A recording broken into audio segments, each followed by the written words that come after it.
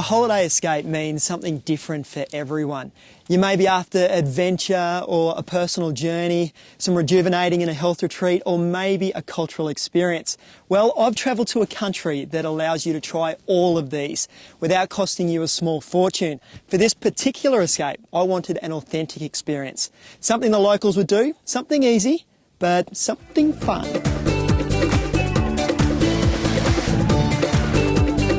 Hi, I'm David Whitehill, and several years ago I came to New Zealand's South Island on a snowboarding holiday. I loved it so much that I knew one day I'd return and see more of this incredible country and experience more of its unique culture. International flights arrive onto the South Island at Christchurch, a city of nearly 500,000 people. The airport is located about 12 kilometres northwest of the city centre, and Jetstar flights arrive from the east coast of Australia every day. When you land in a foreign country, things are always just a little bit confusing, but the great thing about right here at Christchurch International Airport, as you walk in, the travel and information section. So if you haven't gone about organising a trip thus far, great place to start. More and more New Zealanders and international travellers are choosing camper vans for their South Island driving holiday. As well as transport, they can provide accommodation for up to 6 people. That way, you can stop anywhere you like on the trip. You can hire a Brits or Maui van within a kilometre of the airport terminal, and it's also a great idea to book ahead. I think this is going to be just perfect. Cool. I'm going to spend the week travelling from Christchurch down to Queenstown and back again via the west coast. I've been told that this is the perfect way to see New Zealand, at your own pace, behind the wheel.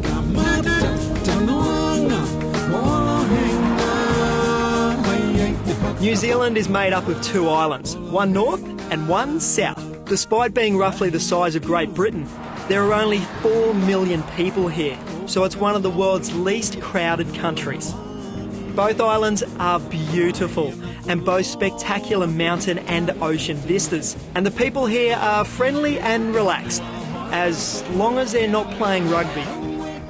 Flying here with a family is relatively inexpensive, and rental cars and vans are an affordable way to experience the island's diverse, rugged landscape.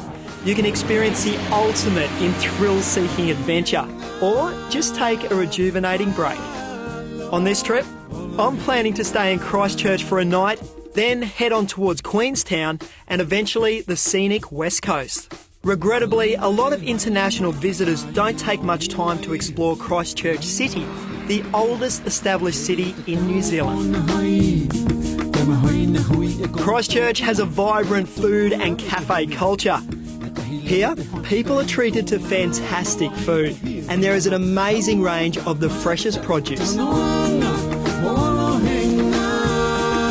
Christchurch is also the cultural and political hub of New Zealand and was one of the last official British settlements. Right here we also have a statue commemorating Kate Shepherd, who worked so hard to give New Zealand women the vote. And of course, New Zealand was the first country in the world to give women the vote. So, you know, we have a reputation of being at the forefront. We might have been one of the last official settlements, but we've certainly been a settlement that's made a mark in arts and culture, government and moving forward, something to be very proud of. Nowadays, Christchurch has become the starting point for international travellers, and there's an interesting mix of old and new architecture and a vibrant cultural scene. This is the most cultural city in the country. They have a huge arts following. They've got a brand new art gallery. There's a lot of live theatre, there's a lot of film, all sorts of things. Tim Wilson is at the pinnacle of his profession as a landscape artist. Having seen one of Tim's exhibitions back in Australia was another reason for me wanting to discover more of the South Island. The landscape, the passion for it takes over.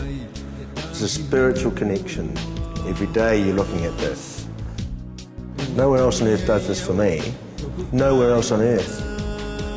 I love painting. I paint every day when I'm at home. And if I don't paint, I'm sick.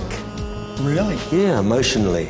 Physically, if I'm not working, I'm ill. I fall over. This keeps me alive. It is my life. Yeah. Most of the roadways on the South Island are single lane, and there are plenty of scenic distractions when driving, so always make sure you take a break every couple of hours. It doesn't matter where you stop, there's always something beautiful to look at. Remember, there are great tips for you to get the most out of your New Zealand escape on the website, escape.com.au. There's also information on the ski season and great links for accommodation and stacks of other stuff for your ideal escape. From Christchurch, I'm heading south on Highway 1 towards the centre of the island and a glacial lake called Tekapu, which is known for its striking turquoise colour. The South Island has some of the most picturesque glacial lakes in the world, and this particular one is 700 metres above sea level and surrounded by stunning scenery. When I said that there are loads of activities to get involved with here in New Zealand, this place is a great example. Here at Lake Tekapu, you can get involved with hiking, mountain biking, climbing, horse riding, fishing, heli skiing, mini golf, ice skating, water skiing, windsurfing, etc, etc. But what really interests me is the observatory up on top of Mount John. Apparently, this place was used to track Russian spy satellites.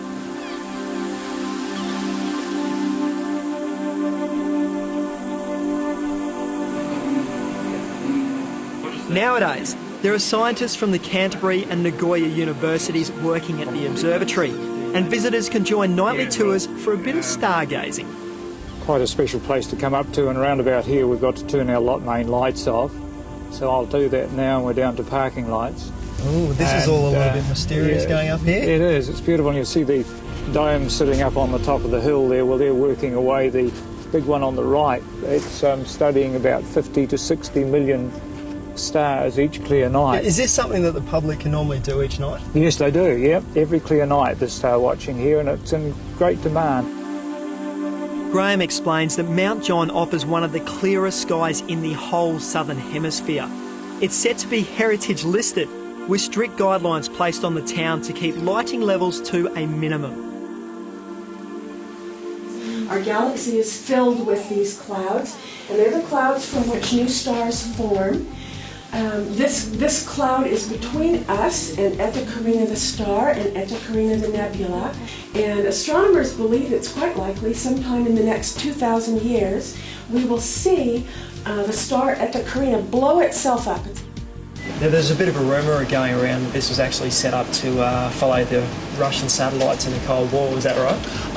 The building down the road, that had a specialised camera that was exactly for that, yes, tracking satellites, both American and Russian. The University of Canterbury took the building over, rebuilt the end of it, and installed our 1 metre telescope that opened in 1986. We've approached UNESCO to try and form the first World Heritage National Park in the sky. And all around the world, UNESCO tend to look at all the beautiful things around us, but never have they looked up. It appears that we have got the nod here for the first World Heritage Starlight Reserve. It's a whole new category, and it just needs people, and it's going to require people to be very responsible about their lighting. It should coincide with the International Year of Astronomy in 2009, when Galileo first looked through his telescope. It was about 400 years ago. That's being celebrated in 2 years' time, and we're hoping we've got really something to celebrate here. We've got a World Heritage Site here.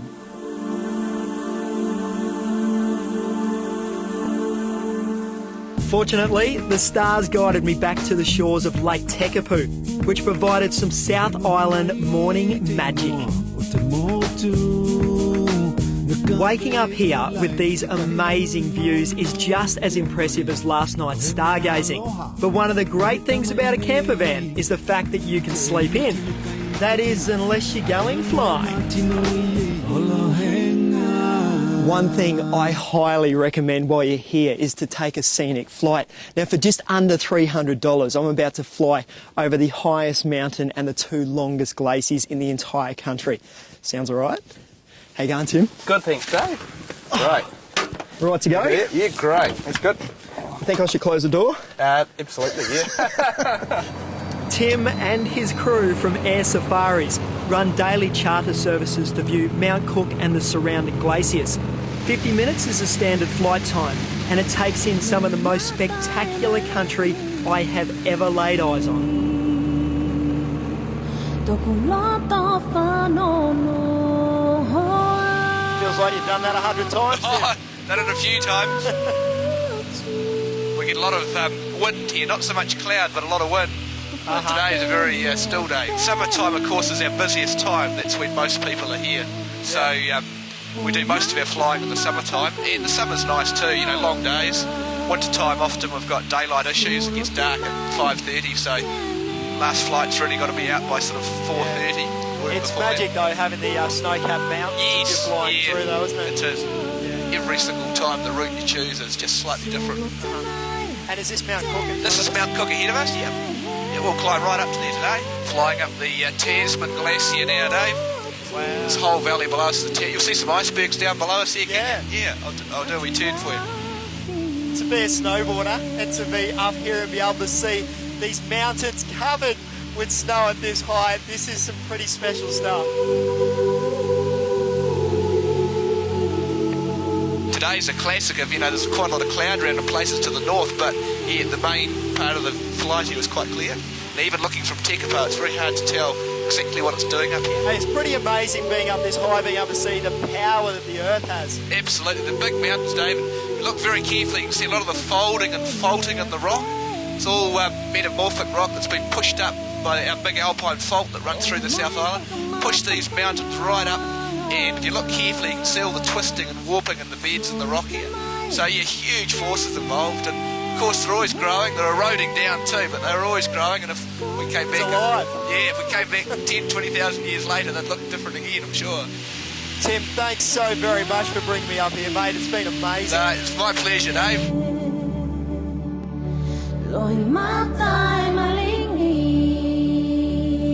Lake Tekapo's location means it's protected from coastal weather, allowing for some of New Zealand's longest sunshine hours and lowest average wind speeds. All in all, the place is something special.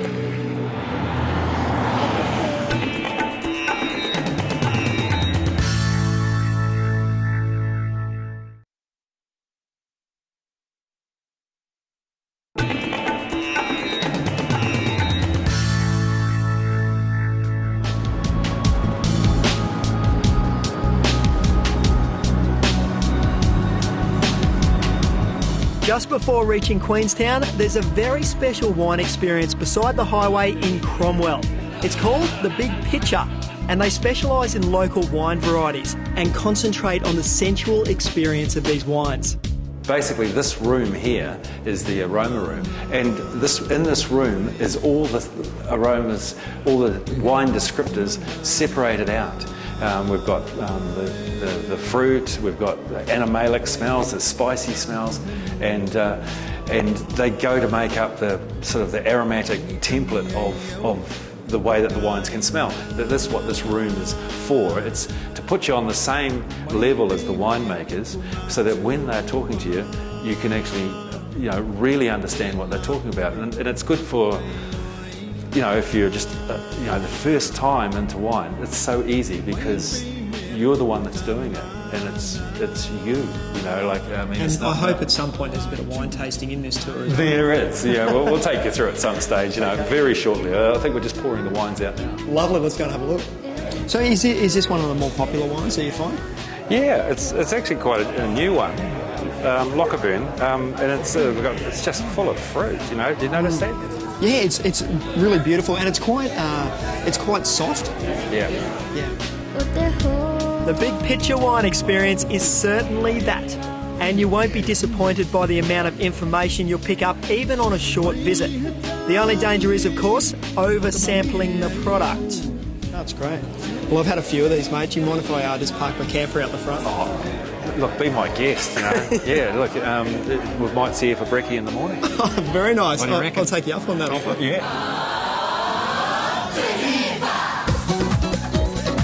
Queenstown is known as the adventure capital of New Zealand. And with no less than 6 ski areas surrounding it, there is plenty of fun to be had. The town itself is located on a pretty lake and is generally full of tourists from every corner of the globe. I've decided to visit the Coronet Peak Ski Resort, which is only a 20-minute drive away.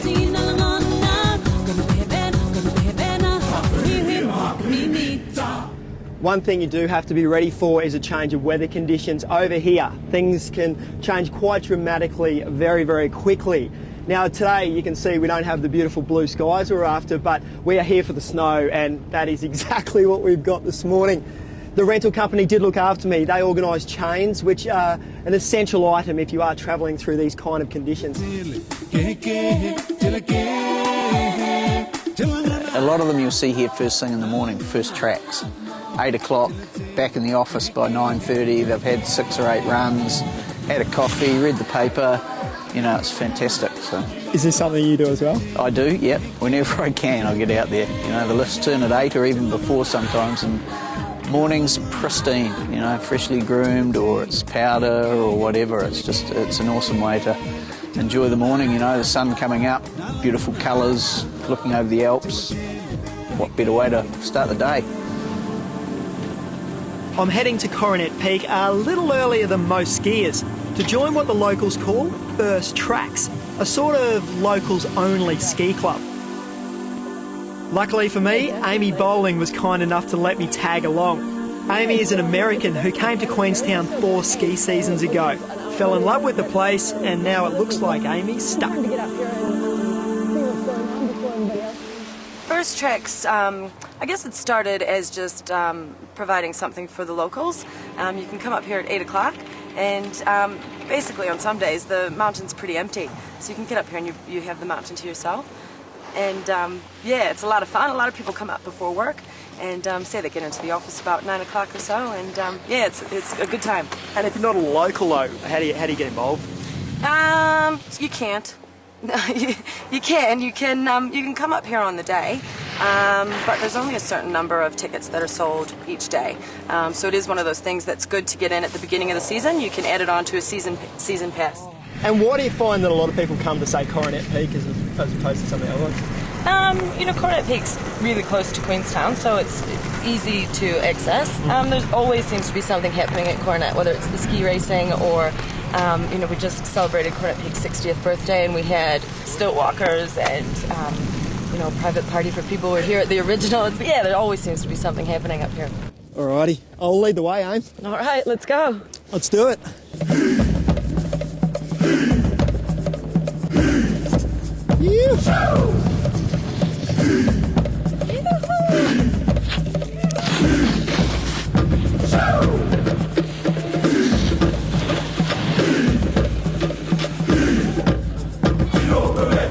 There's a couple of ski fields right on top of Queenstown, and there's various other ones right around this area. Now, although these places are going off already, there's heaps of plans in the pipeline to make all these ski fields even better. So if you do any snow reports, just go straight to our website. While you're here though, if you're skiing all day, make sure you keep your liquids up. You don't want to dehydrate.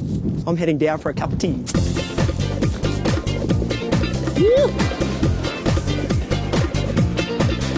At night, Queenstown becomes party town, and after a hard day on the slopes, you'll be looking for something a little stronger than a cuppa.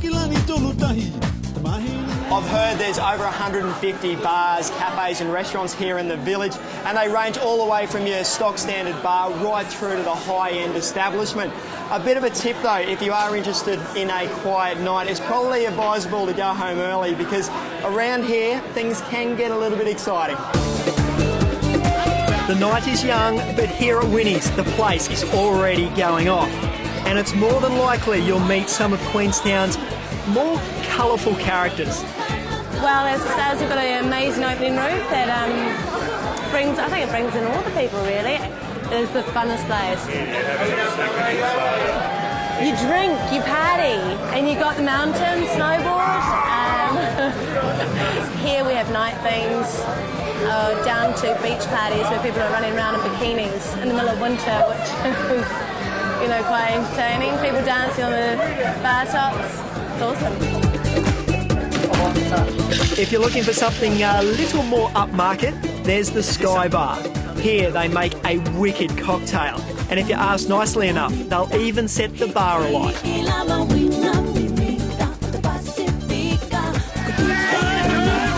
A couple of the locals also pointed me in the direction of Bardo Bar, but I have to admit my recollections of this place are a little fuzzy. From Queenstown, I'm heading west via the Crown Mountain Range, passing Wanaka, another holiday centre, Lake Hawea, Haas Pass, Fox Glacier, and then onto Franz Josef Glacier. A quick word of warning, driving on the west coast requires a little bit more concentration. The roads bend and twist all the way through the area, and you do come across these one-lane bridges quite a lot. Be prepared also, the scenery here is just fabulous, so make sure you keep an eye on the road. There are beautiful views everywhere on this drive, which is considered one of the world's best. It can be slow going at times, but if you take it easy and stop every now and then to take in the scenery, it is a cracker. However, my next stop is going to be a little tougher than this beautiful drive.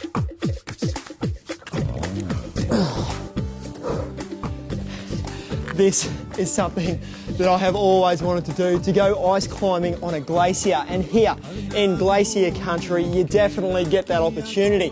But if you find that you're running short on time, then this place is the next best thing. It's not as easy as it looks. I've come to the Getaway Glacier Centre in the town of Franz Josef, the only one of its kind in the Southern Hemisphere. This interactive facility is dedicated to teaching visitors all about glaciers, how they're formed, their sizes, how fast they move, and how dangerous they can be. Right, well here we are, Dave. This is the Getaway Glacier experience. This is where you get to learn all about Southwestern and the unique glacier country. As we walk through, we get to learn all about the flora and fauna and the glaciology and geology and local history of the area. This is showing the plate tectonics of the world, and it's showing exactly how New Zealand's sitting between two different plates, the Pacific plate and the Indo-Australian plate. Now the Pacific plate's actually been riding over top of the Indo-Australian, forcing the mountains up. And it's forced them up so much that if there was no erosion at all to the area, they'd actually be 25 kilometres high. Mountains are still growing by about 10 millimetres a year. So there's huge amounts of movement in this area. Oh wow, look at this. This is quite impressive. Sure, this is our simulated glacier area. You get to learn all about the crevasses and the movement of the glacier. Up here we've actually got a story of the Maori mythology of how the glacier was formed. It's moving about 2 to 3 metres a day around the front. It's one of the fastest moving glaciers in the world. Wow, and why is that? Why does a glacier move faster than slower? It's all to do with the amount of snow you're getting accumulated up in the neve, which is the top region of the glacier, and also the steepness of the valley. So in this area we get a huge amount of snow. We get about 50 to 70 metres a year, which is an amazing amount. Yeah. And the valley is so steep that all that accumulated snow, it has to go somewhere, so it charges on down the glacier, down the valley, sorry, and it actually, at the moment, it's moving down the valley so fast that it can't melt fast enough. It's moving down fast and it's melting, so the glacier's getting bigger and bigger. Which is quite rare though, isn't it, in the world at the moment? Yeah, definitely, especially with everyone always going on about global warming and that in New Zealand, and on the west coast especially, the glaciers are actually moving forward and advancing. By taking the camper van option, I've been able to fit in a lot in a short space of time. It's also meant I could stop and take in all the spectacular scenery the South Island has to offer.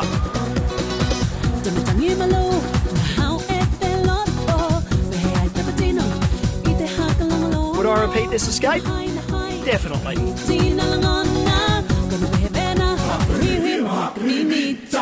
Well, sadly, my road trip around the South Island of New Zealand has just about come to an end. As you can see, the country is just phenomenal, and to see it in a camper van is a great experience. Obviously, this is an international destination, so make sure you bring your passport. If you would like any more information, go to our website, escape.com.au, and I'll see you very soon on our next holiday escape.